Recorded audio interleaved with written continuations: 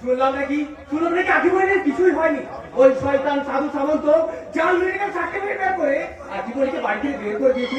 তুমি ঠিকই শুনেছ রহিম, আমরা খোঁজ পেলাম কোন ট্রপিক্যাল মেডিসিনের রক্তের লিগেতে সম্পূর্ণ ভারতা আখি দেবের মেডিকেল সার্টিফিকেট জাল।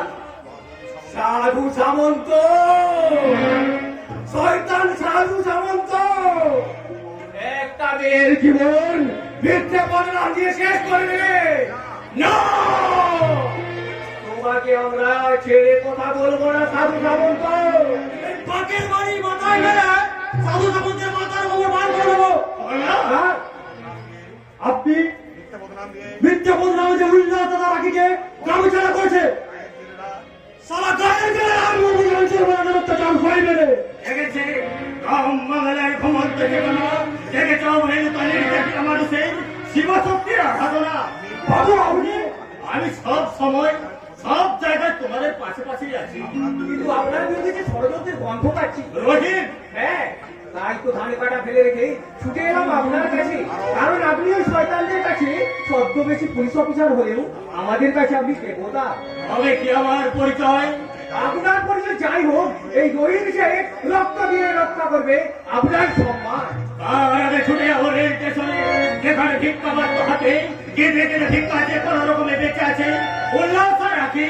খোঁজ করো যেখানে অন্ধকার জীবনের পথে ঘুরপাক খাচ্ছে বিলাস ও করবি, ওদের সবাইকে তোমরা বাঁচাও। বাঁচাও, বাঁচাও, আখিকে তোমরা বাঁচাও, উল্লাস দাদাকে তোমরা বাঁচাও। আমি জানতে পেরেছি আখি সম্পূর্ণ সুস্থ। ওই সাধু সামন্তের শয়তানিতে ভুল করে তোমরা ওদের সমাজযুক্ত করেছো। সাধু সামন্তকে পুকুরে ডুবিয়ে নিমন্ত্রণ করে মেরে ফেলে যাও নেব।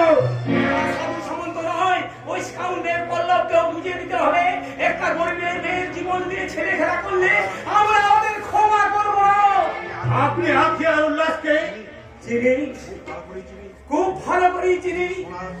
এই সোনার সোনামুখী গ্রাম আমার জন্মভূমি, আমার মা। তবে কি তুমি তোমাদের পরশুরাম? রাম রাম হয়?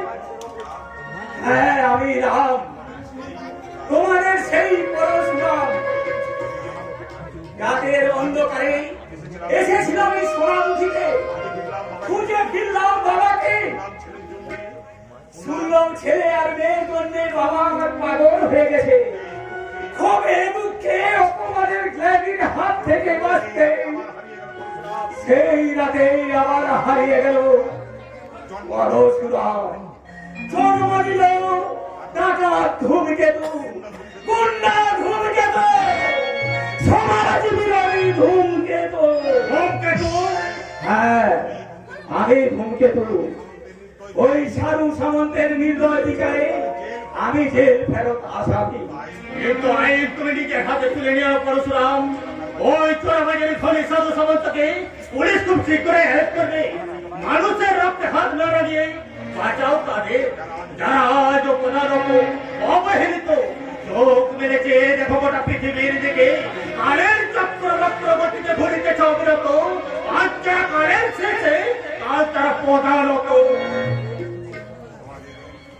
সমাজের এই উঁচু তলায় বসে যারা কুকুরের বাচ্চা আর মানুষের বাচ্চা এক দেখে, সেসব সফলবাদী অত্যাচারী সমাজবাদী দেশ নেতার প্রতি আমার যে হাত, এই আমার ভীষের প্রতিজ্ঞা। চলো রাম ভাই, চলো। আমি উল্লাস দাদা রাখিকে গায়ে ফিরিয়ে নিয়েছে, ওদের জীবন বাঁচায়। দেরি হলে আমার বড় সুমন্দের পথ স্টেশন থেকে দূর করে যাবে। হিন্দু বলকে বাজাতে সবার আগে এগিয়ে যাবে এই মুসলমান চাষা রহিম সে। চিত্তকে ভাবে শূন্য, উচ্চকে ভাসির, জ্ঞানকে ভাবুত্তকে ভাব ইয়ের পাখি। আমাদের নাম ভাই যখন এসে গেছে, আমাদের কোনো চিন্তা নেই বললাম, কোনো চিন্তা নেই। আমি নিশ্চয় আমার নিরাপত্তার আশা করতে পারি তোমাদের কাছে। আমার গোপন পরিচয় মিলে গেছে, সব মিলে গেছে। রোগের প্রত্যেকটি সিমটম হুবহু মিলে গেছে। বাবা, কে কে তুমি? বাবা বলে ডাকে? তোমার বেটা ডাক্তার বাবু? পরশুরাম, অবসান হয়েছে রে তোর খোকা। জীবন যন্ত্রণার টু কপি 42 রামদলির গল্পটা তো মনে আছে খোকা? মরে আছে বাবা, মরে আছে।